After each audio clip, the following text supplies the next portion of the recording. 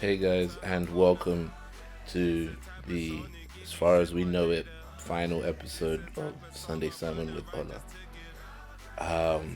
This has been the final test in my quest for consistency. Um, it's always that last hurdle that you want to just give up on. It is currently 6 a.m. on the Sunday. On the Sunday, it's supposed to come out. I basically got 3 hours to shoot this, edit it, and put it up. And I tell you one thing, um, I feel like the fact that I'm sitting here, the fact that I finally changed the batteries and the Ola sign behind me, um, is it's like I won. I feel like I won. I feel like 30 weeks straight, I did what I said I was gonna do. Um, I feel like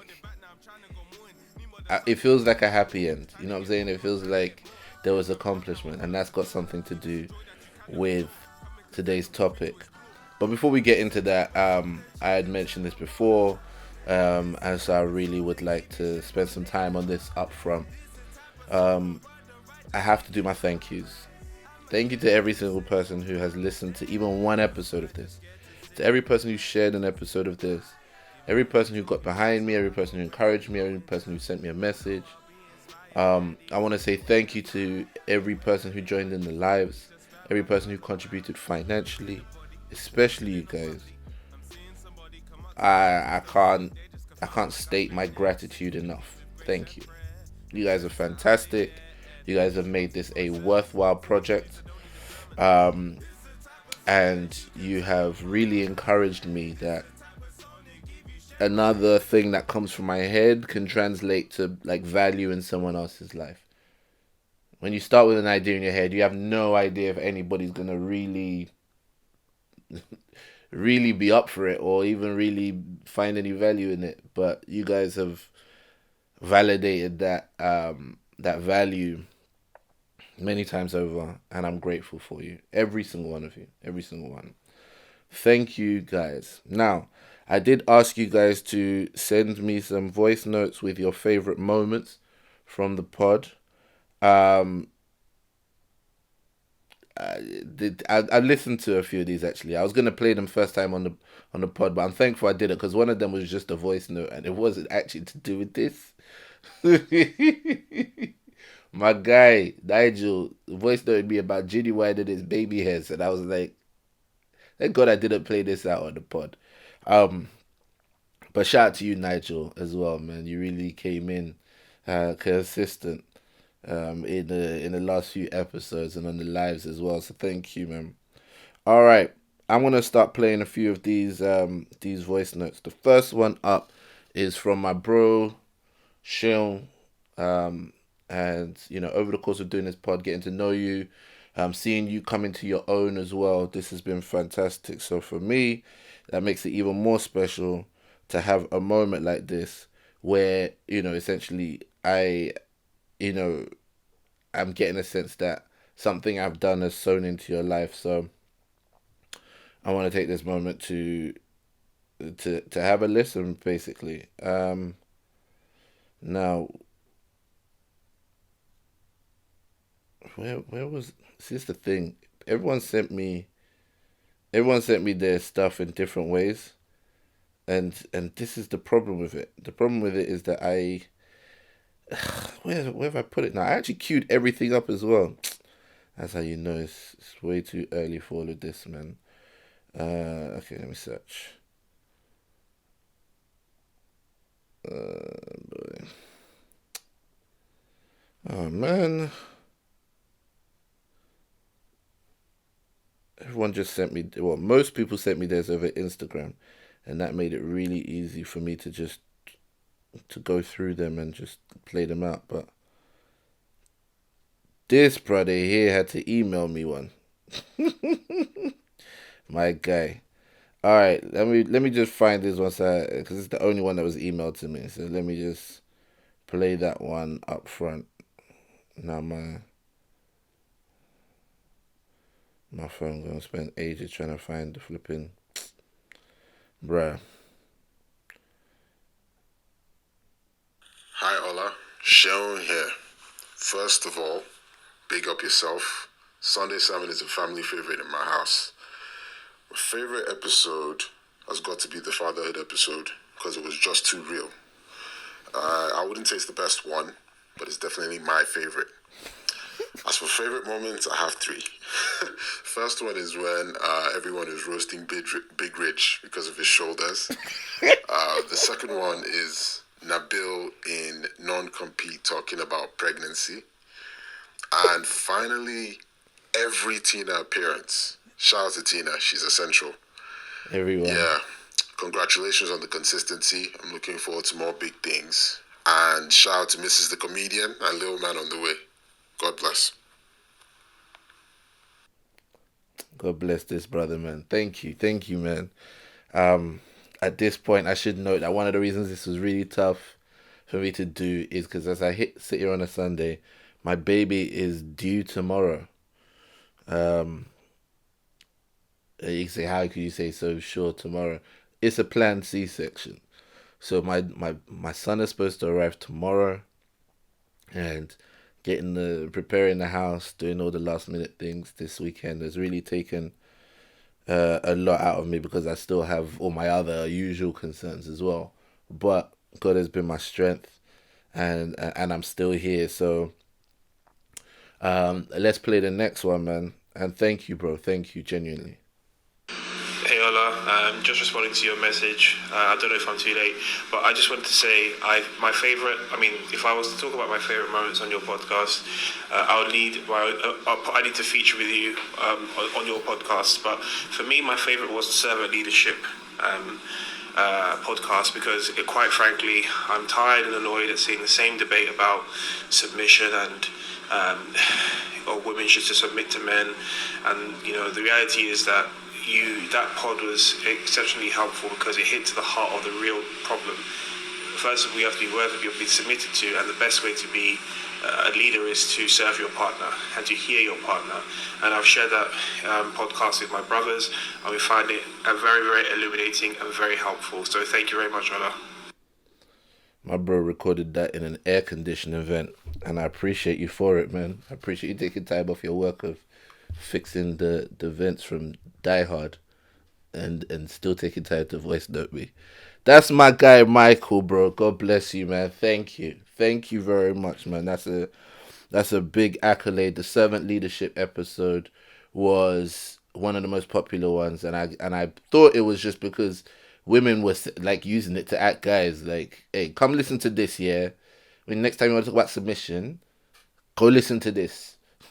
And I had certain guys hit me up like, "Oh, brother, why you messing up the whole game?"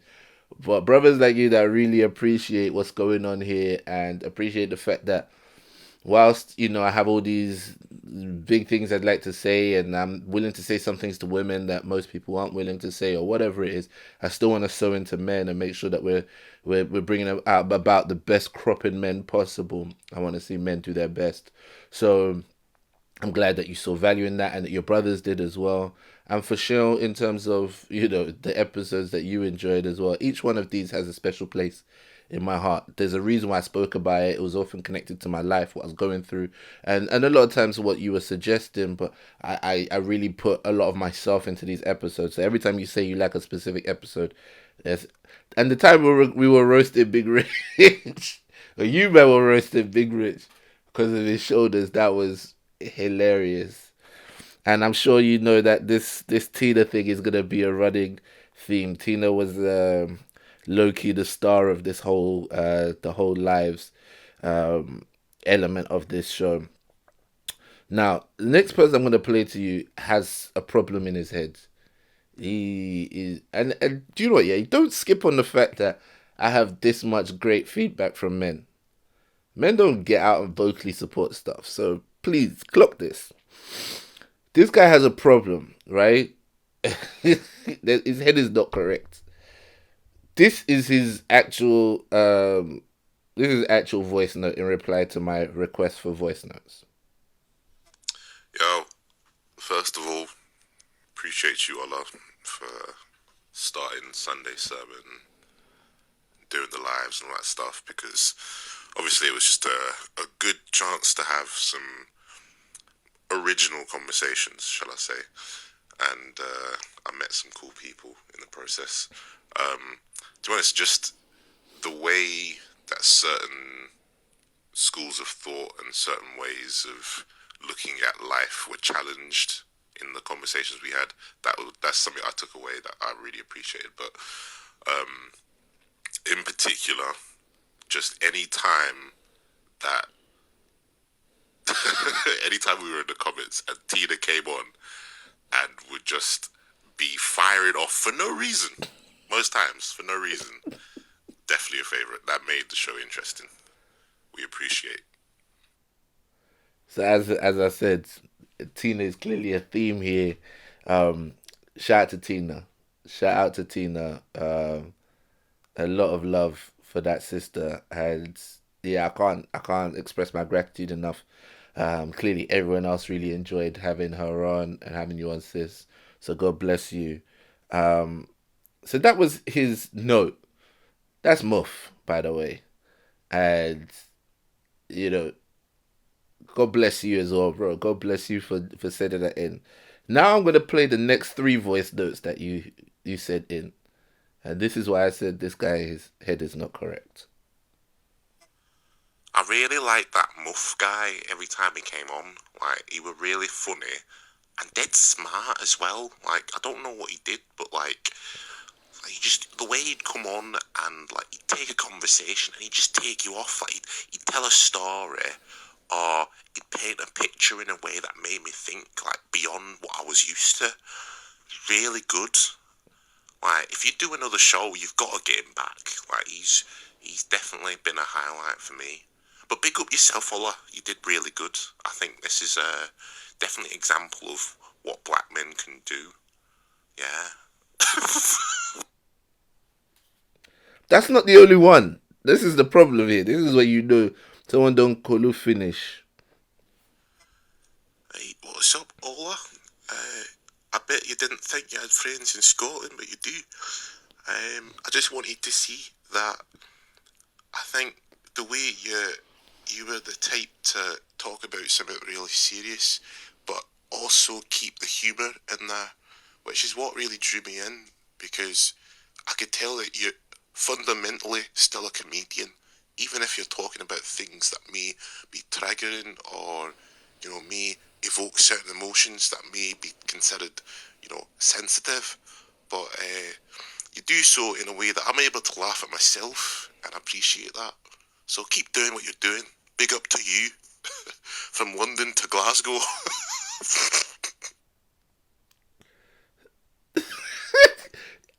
I can't lie to you. At this point, I was genuinely impressed that he did two different accents, and they weren't bad. There's one or two words where you're like, oh, maybe that kind of gives it away, but on the whole, pretty decent accents. And then one more. Hello. I do not watch your show, but my wife, she does. She says you are a very handsome black man. Okay, goodbye. See, this is the reason why you have to be careful when you do content interacting with the public. These kind of people are walking the streets, you know. These kind of people are out here and they have the same democratic vote as you. Bro, God bless you. Thank you very much for your multiple submissions. You're appreciated. But you're a punk as well, bro. Alright, my guy Ellis. Now, bear in mind, Ellis is the person I kicked off for slandering IKEA. I can't remember which live it was.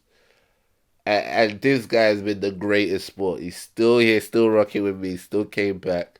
I think I looked him off twice, actually. Anyway, the whole point is through all of the disrespect, he's still here as a good friend.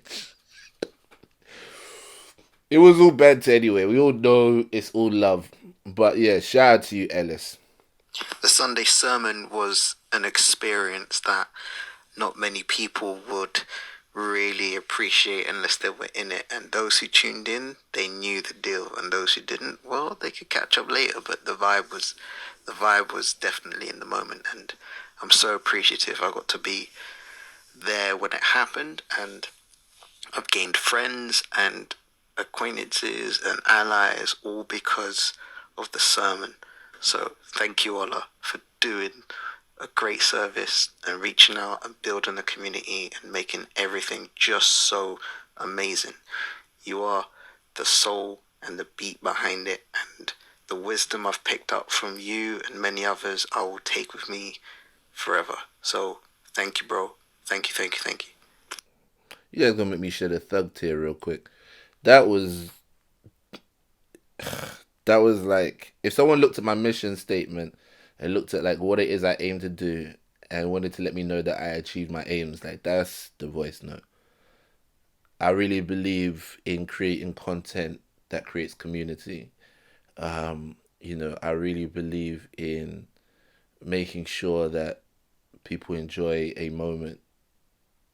A lot of my joy is derived from seeing other people enjoy. Um, and just knowing that the work and the effort's appreciated is huge. So, bro, thank you, man. All right, next one. Okay, do you know what? Actually, I'm gonna play one first before I play the good sister Emily, just because he was referring to Emily in this one. So, Hi Ola, this is the voice memo as promised.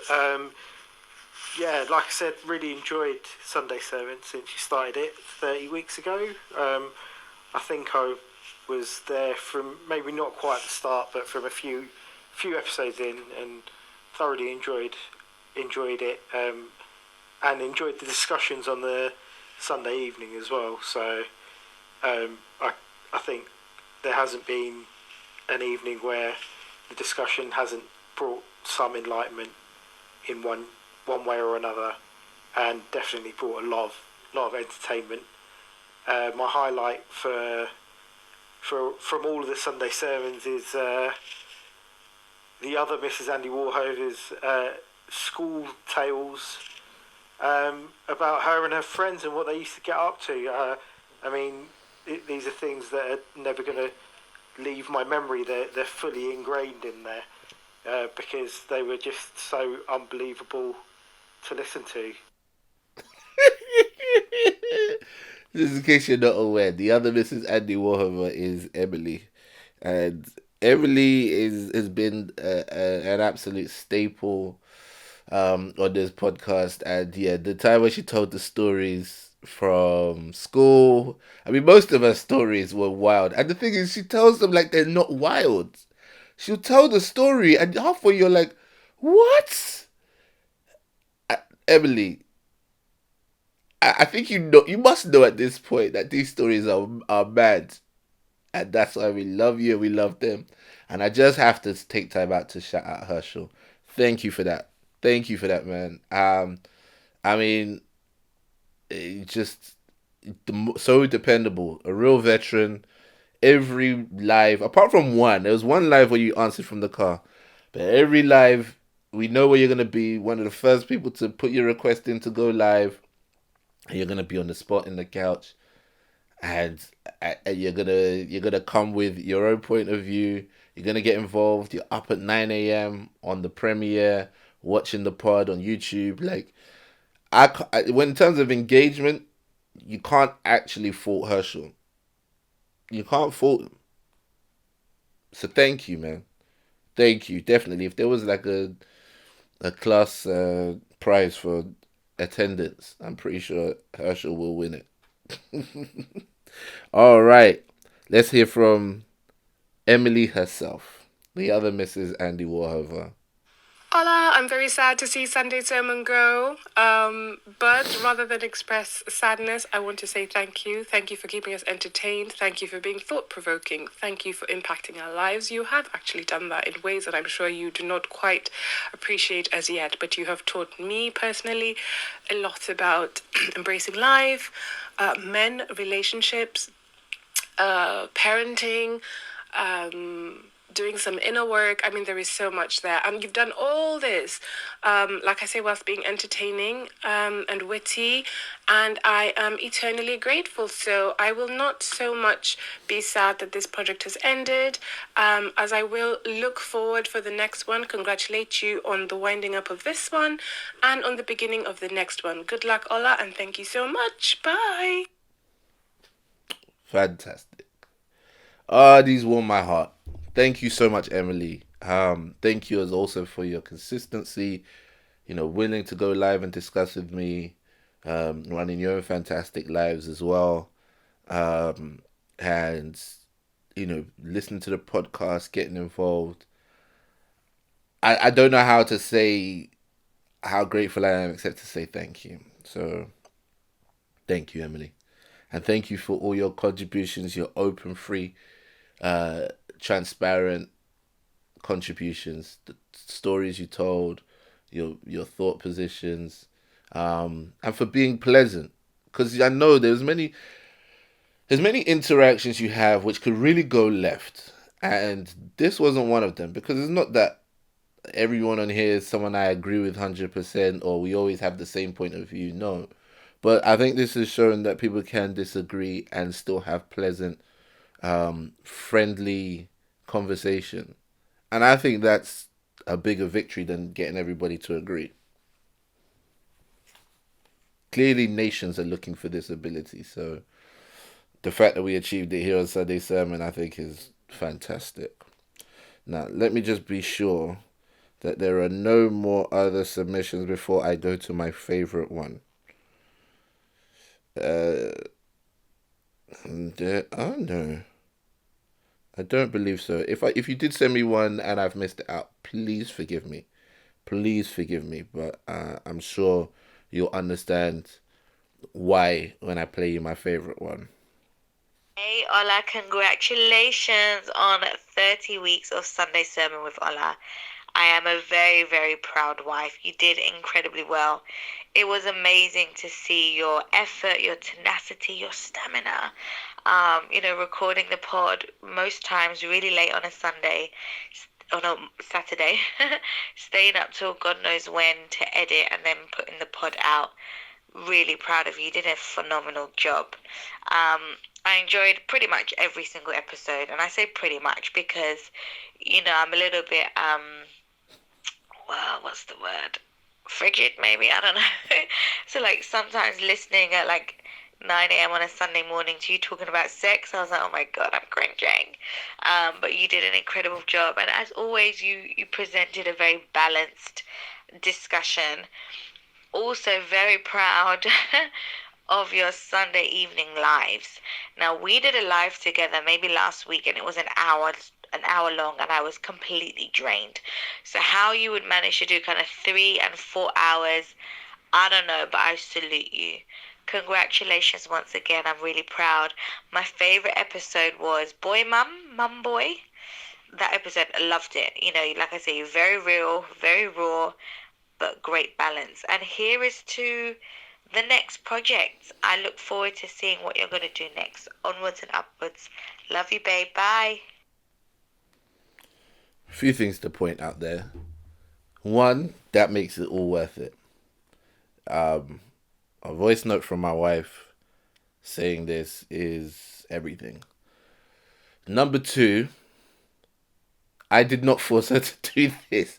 I did not put the phone by her mouth and hold a gun to her head. She actually sent me out the room so that she could record this without me being there. So yeah, don't think it's like I was like, babe, I need one more. Can you put something down on wax for me? The other point to note about that is, did you hear the way she said stamina? Your stamina. Can't lie, that had me tingling a little bit, man. I was like, okay, she liked the stamina, huh? Um, you know, it's it's fantastic how this all worked out because that voice note actually leads me fantastically into the last topic of this podcast series. And you know, hearing my wife say those things and put it together like that is such an encouragement to me. It's such an encouragement because it's one thing when you're celebrated outside, but when the people who know you most intimately don't celebrate you or don't respect what you're doing, something's always missing. You never really want all your biggest fans to be outside of your home. And, you know, fair play, 9 a.m. might not be the time you want to necessarily hear me pontificate about porn or whatever it is. But the fact that my wife kind of really put that seal of approval on it means a lot to me. So thank you, babe. Thank you. And yeah, for those of you that missed it on Clubhouse, I did a room with my wife. Just audio. Obviously, I'm still not showing you guys who she is. But yeah, it was a vibe. It was interesting. We did check us out on Clubhouse actually. I think we might do it again. It's called Family Court. So basically we are the judges presiding over the room. The audience is the gallery, and then we have a bailiff on who this time was Dami. And Dami has been on the lives as well. So shout out to Dami. She didn't send a voice note, but shout out to you, sis, because your contribution on the lives has been fantastic as well. You've been hilarious. And she was a great bailiff, and basically she'll bring up people from the audience who've raised their hand, and they'll bring their case, and it's usually a petty squabble between them and a partner, or them and a sibling, them and a friend, and my wife and I rule on the matter. So it's a fun room. So yeah, if you want to check out Family Court, please do come through. Um, all right, to get into today's topic, I guess. Thank you, everybody who sent voice notes through. All right, so this is usually the point where I'm wrapping up the pod. So this is an extra long pod. Please forgive me. But I'm going to try and be as economical with my words as possible and still try and get my point across. All right. So today's podcast is actually dedicated to my wife. If you've seen the title, it's because I often refer to her as the grand convener or the head pastor of Encourage Yourself Ministries. My wife is a big encourager and a big self encourager as well. Um, and I think this podcast mirrors a process that has happened in our marriage as well. Um, I think, for somebody like myself who has high standards or high expectations of myself and so on, meeting somebody like my wife is a breath of fresh air because what she brings, that's off one of the things she brings that's often lacking in me is an ability to pick oneself up back into happiness and joy when I'm down. Because like if when I'm down about something, that especially if I feel like I failed, like it really hits me. It hits me hard. And to have a wife who's such a big encourager, I think is just one of those ways in which God gives your complementary opposite.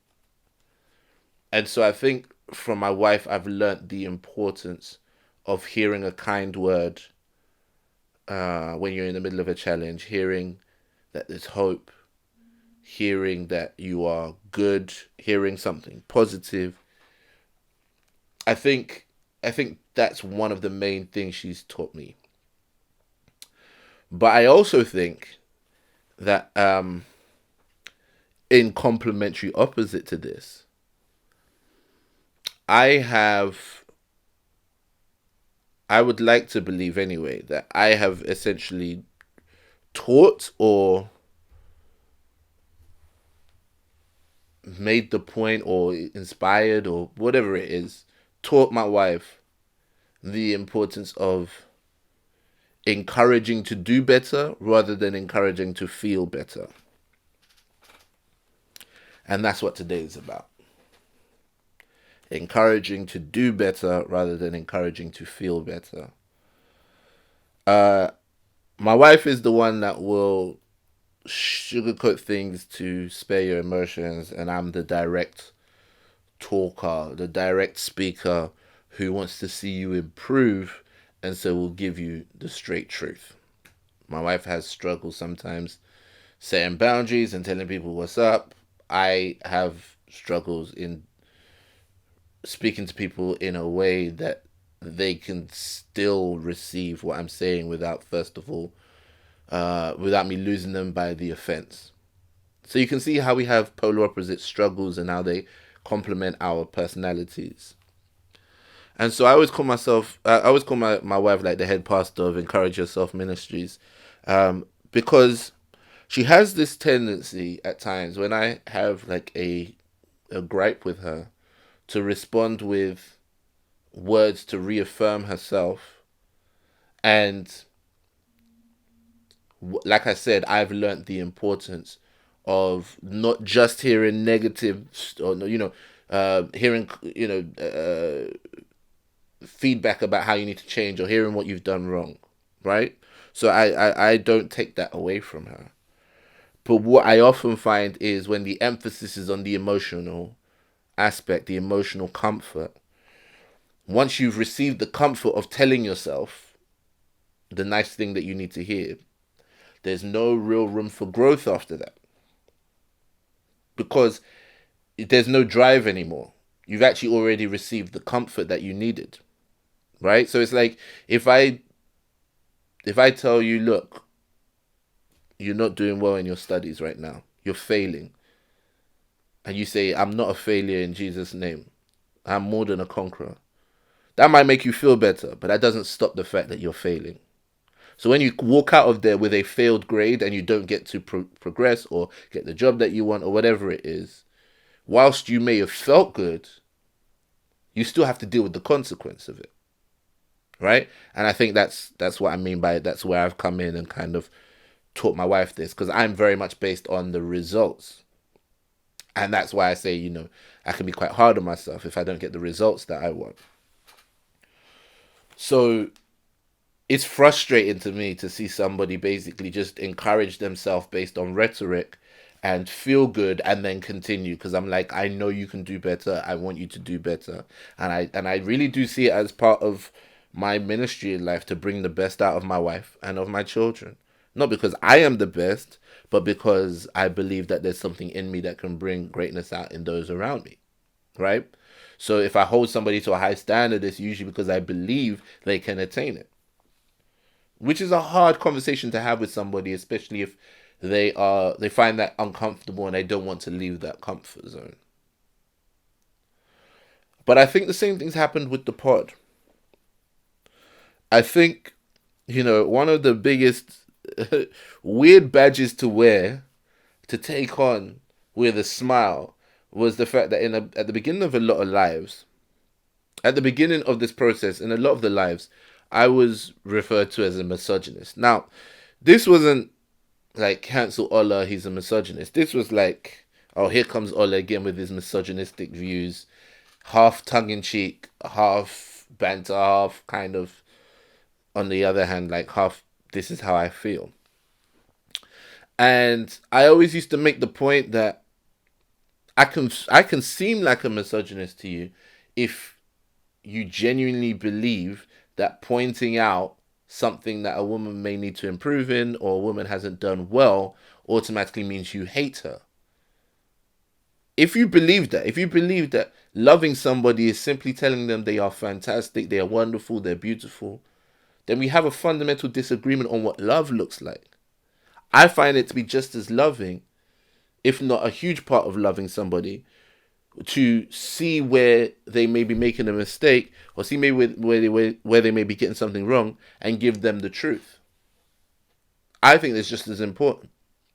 And I think in a world where the emotionality has been held up and justified for women to hold on to, If I come to you and I say, look, this is the truth. Some of you are doing this, and this is how it's not giving you the results you want, or this is how it's hurting the people around you. It's very interesting that out of that, what you can take is Ola hates women. And the even more interesting thing is, as you know, and this happens in general, as you get to know someone over the course of the 30 weeks, the general discourse changed. The same feminists that were on the first episode are on this one, are on the one from last week or the week before. But I think what changed was understanding my intention a bit more and understanding that this is not a targeted attack on women, because I would, through the course of the pod, like I mentioned before, I'm still about pouring into men as well and saying, men, this is what we need to do. And I think sometimes women just kind of have to go, well, what about men? And then when you see someone light up the man, you're like, oh, okay, then we're fine. It doesn't mean what I said to you was wrong before. You just weren't ready to receive it. You just needed, first of all, to feel comfortable. You wanted to know that I don't hate you. You wanted to have your emotions coddled. You wanted to see someone else get it. And then now you're like, okay, I might receive some of these points you're making. I'm not a guru in life. I don't know everything. But what I am saying is, can we take a small modicum of chance that maybe you could learn something from me? Maybe. I don't know. So what would happen is I'd say something about, women, like avoiding accountability. And now it seems to be like everywhere. Everyone's saying it. It's fine. You know? Being in a position where you can stubbornly avoid saying sorry or dealing with your input in a situation and making it completely one-sided. These are issues that I laid at women's feet. And I think over the course of this pod, based on the response I'm getting back, I think some sisters are starting to realize that, okay, all right, fair point. Maybe I'm accountable to nobody. Maybe I believe it's perfectly okay for me to hold myself accountable because I am the overall authority in my life. And maybe I have a problem with authority. Maybe. Even the maybe is good enough for me at this point. So, for me, I would be remiss if I was to do episodes, especially like the Protect Women episode. That was right at the beginning. I remember how fierce the discussion was on that. But by the time we got right around to like Boy Mum, I think what we saw was a willingness to accept that these narratives weren't just simply one-dimensional.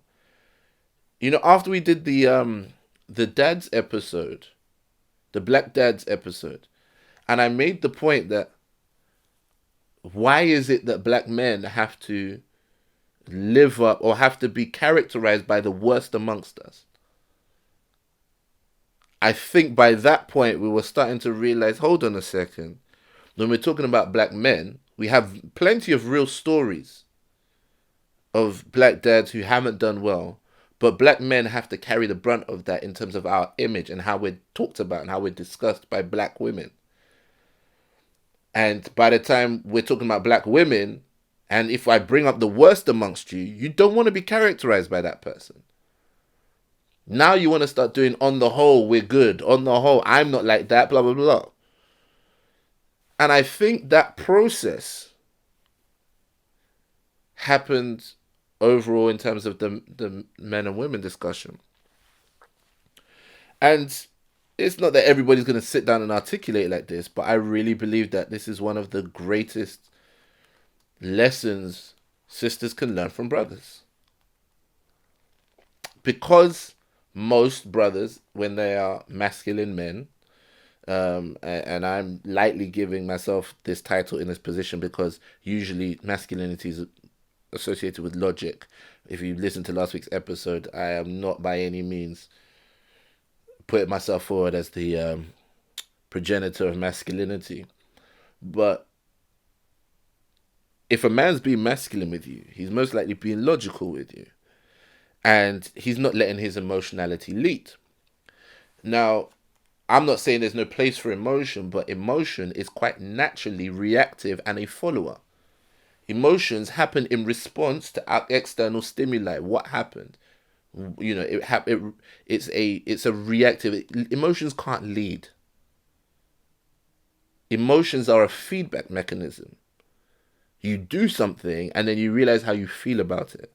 Something happens to you and then you realize how you feel about it. And even if you say, I'm going to go with how I feel on it, how you feel was generated based on other things you did and other things you experienced. So that's why I'm saying that actions, logical actions, are leaders. Decision making is leading. Feeling is receptive.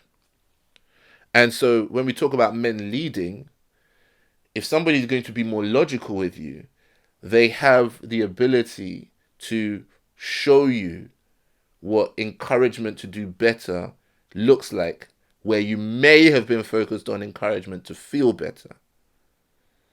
And I can tell you this because I've seen so many platforms that are dedicated to empowering women, and most of it comes down to rhetoric, feeling good, who runs the world, I'm a boss.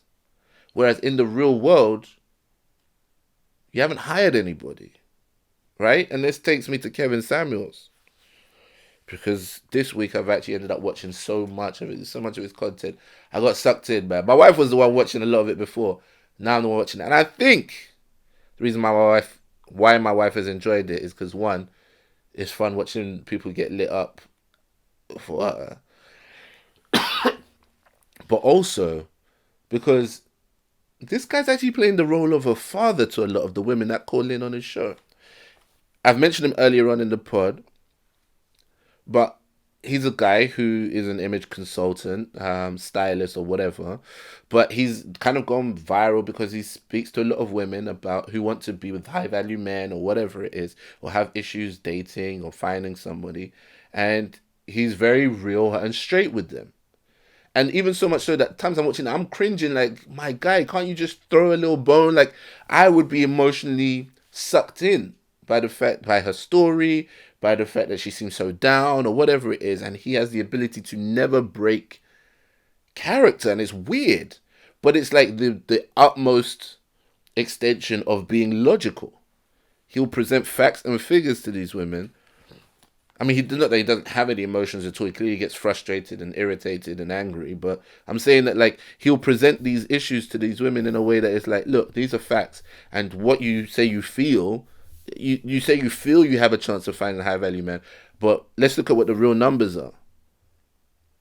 Let's look at how many real high value men there are. Look at the percentage they're in. Look at the options they have. Then look at yourself. Honestly assess yourself. Are you as high value as you think you are? Whereas and that kind of platform is very logical. It's not emotionally coddling. He's not there to stroke somebody's emotions and encourage to feel better. Whereas if you go to some of the more female-led platforms, you'll hear messages like, you are absolutely gorgeous, you're a 10, you're fantastic, you're the greatest, you deserve the best. And these things make you feel good. But women I really feel like a lot of the time, women are going out into the real world armed with this rhetoric, setting themselves up for disappointment because the world doesn't match what's going on in their head. And then they're faced with a choice. Something's got to be wrong here. Is it the world or is it me? And there goes the world there again to offer you another option. It must be the world. Oh, these guys just aren't ready for you. These guys are intimidated by you. These guys can't handle you. And then every once in a while, someone, on a low level like myself or on a high level like Kevin Samuels will come and say, okay, maybe there are some external stimuli, but maybe there's something with you as well.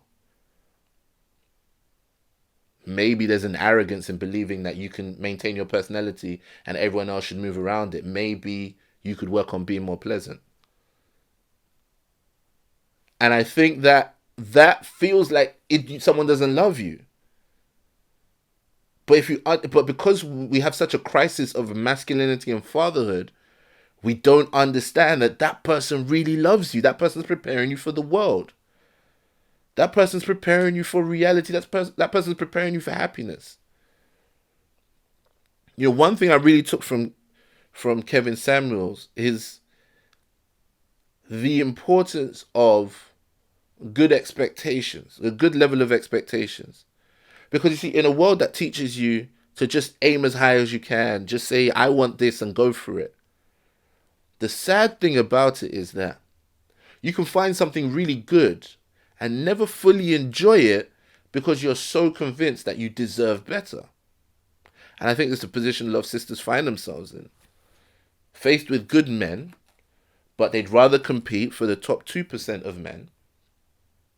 I'm talking about black men, 6 figures, 6 foot tall, loves God, wants children, ready to settle down, blah, blah, blah. They'll put this list together, not realizing they're talking to the top 2%. They'll all compete for that top 2%. And even if they do end up with somebody who's not in that area, really feel like they settled and dated down. And I'm like, the very concept that you think you're dating down means you already believe you're above this person. And that might not be the case. Maybe across the board in terms of what they value in women and what you value in men, you're actually even matched. Maybe they might be more highly placed than you. You might be judging it based on the fact that you make more money, but like Kevin Samuels will often say, in the grand scheme of things, men who are making decent money don't care about your money.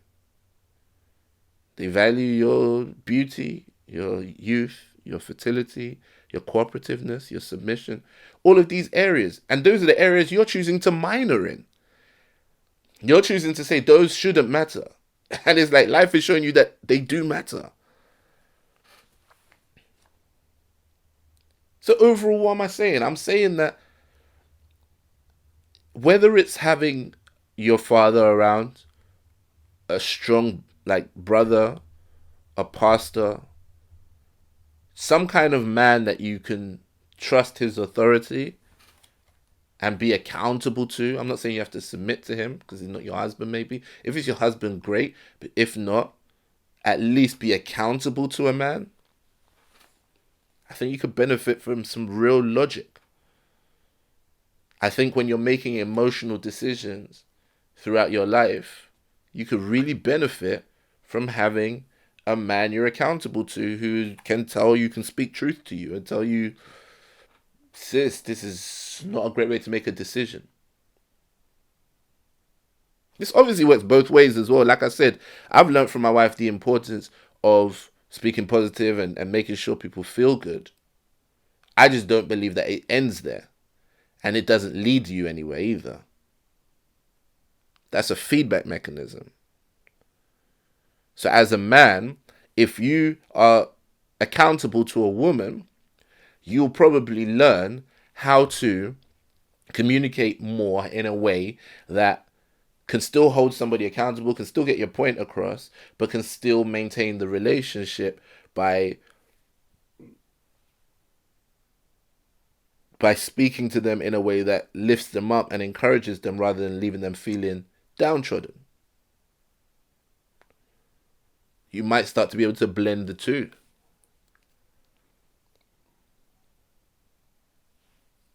So, essentially, a reason why I thought, apart from the fact that my wife actually sent me a message to encourage me, which happened after I decided on this topic, by the way. The reason I wanted to leave you with this is because as I wrap up this project, I would hate if this was just a feel-good exercise for 30 weeks. I would really like to believe that with all the discussions we've had, there has to be at least one thing you're tangibly doing and are going to continue to do better. Not just feel better about now that you have this information or that you heard it in a way that was tantalizing to your ears, but the fact that you're actually going to do better. If I never bring this back again, I would like to hope that I've encouraged you to do better rather than just encourage you to feel better. And that's what I'd like to discuss on the final live. I would like those of you who have listened and enjoyed to come forward and say one thing that you're actually going to do better. Not just how it made you feel. even if it made you feel like trash, if it has caused you to do one thing better, I would like to hear it. It's gonna be the last one. Let's all come through strong. Let's go out on a bang. I think it'll be fun. And if we never do this again, one last time, stay blessed.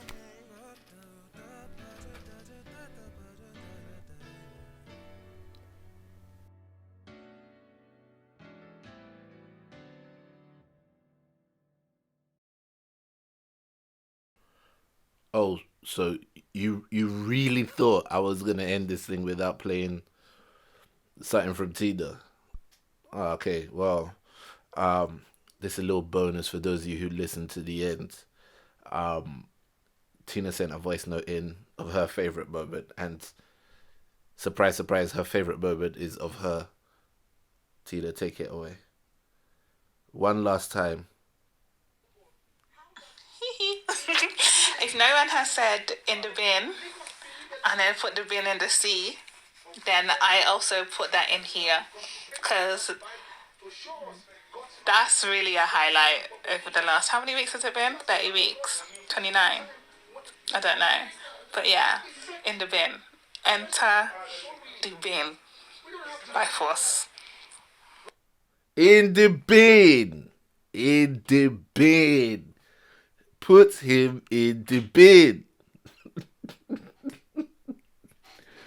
Oh man, I'm gonna miss that.